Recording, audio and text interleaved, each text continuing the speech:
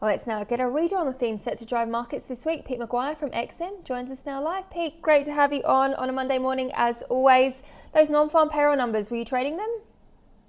Well, I tell you what, Kara, I think it hit everyone by a bit of a surprise. Yeah, we were trading them, and certainly when it came in at 194, very, very soft. And when you looked at the different sectors, hospitality and as far as tourism, that was very, very soft. So that gives us an indication that it's been a very slow embrace as far as dining out, as far as travel in the US.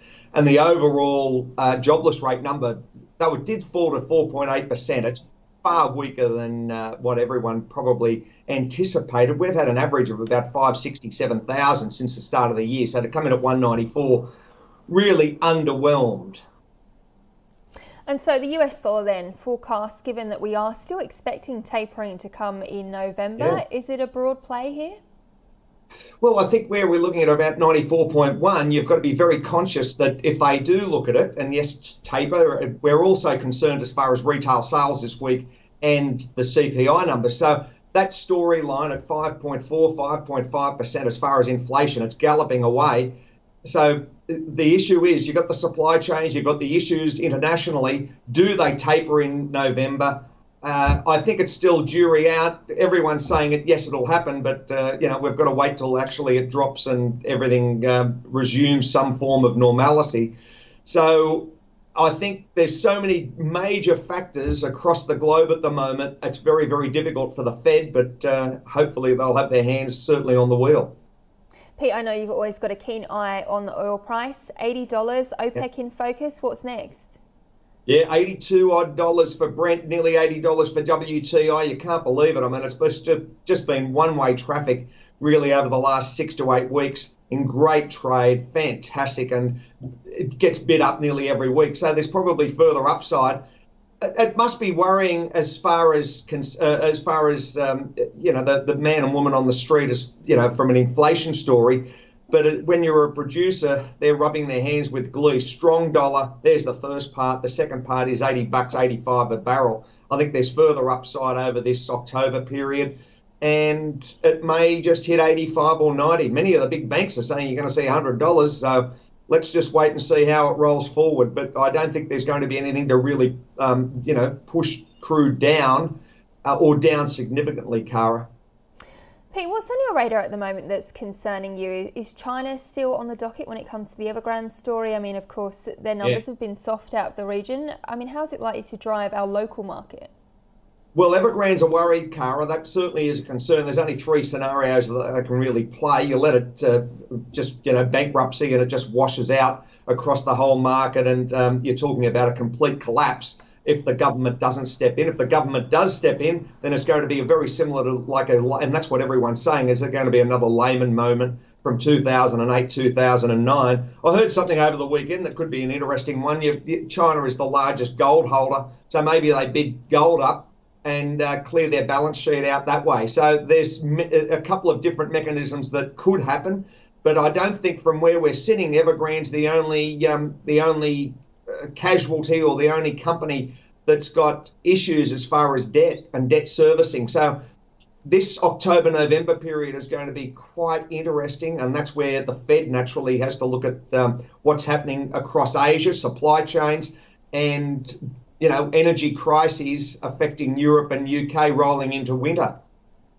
Well, let's talk about the UK and their concerns. Sterling sitting just above that 136 mark at the moment, but those inflation expectations, they're considerably higher, aren't they? Absolutely, and that's the issue, and that's the storyline that I think has hit all traders, and we've been talking about it now for a couple of months.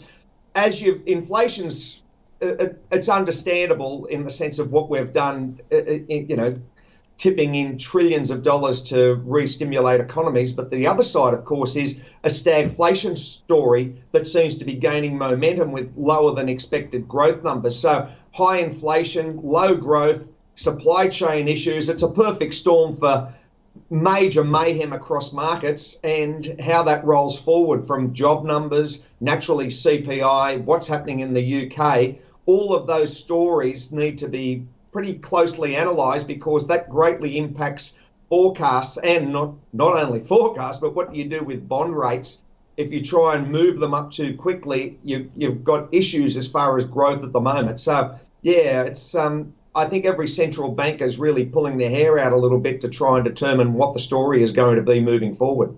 Well, talking of central banks, ECB in focus, what are your thoughts on the Eurozone? Well, I think this is the issue. You've got a divergence between the story as far as what's happening in the US versus what's happening in Eurozone. I was just seeing something, and made notes over the weekend. There's no doubt that the Eurozone, they're looking at another round as far as bond buying programs and what that'll create going into 22, 23. So there's obviously, we're setting up that 115.70 number for euro. There's probably further softness. King dollar, it's still on the throne. You know that as well as anyone. That US dollar's got the capacity to be a 94.5. That euro probably maybe we're going to hit a 115 flat. Maybe we might even go to 114 territory. So that seems to be the momentum at the moment, Kara. Let's finish it off with gold price action. You would think if these inflation expectations continue to rise, we'd see a bit of gold price action, but it hasn't really been the case, has it? No, it hasn't. Obviously, the central banks and everyone else is probably looking at it very closely. I still believe that gold's got the long range forecast over the next number of years. It can only go up, you would think, but we've got to see what happens as far as bond prices. You've got to see what happens as far as central banks intervention, and of course that storyline coming out of China as far as Evergrande and other companies that fall into the mix there. So I think it's got the momentum. Keep an eye on silver. Silver's probably a better trade from a numbers perspective, and I think traders need to be across that, not only in hard, actually holding silver, but certainly looking at it from a trade perspective. Pete, always love talking with you. Thanks so much for joining us this morning. I hope you have a great week. Thank you, Kara. Good to see you.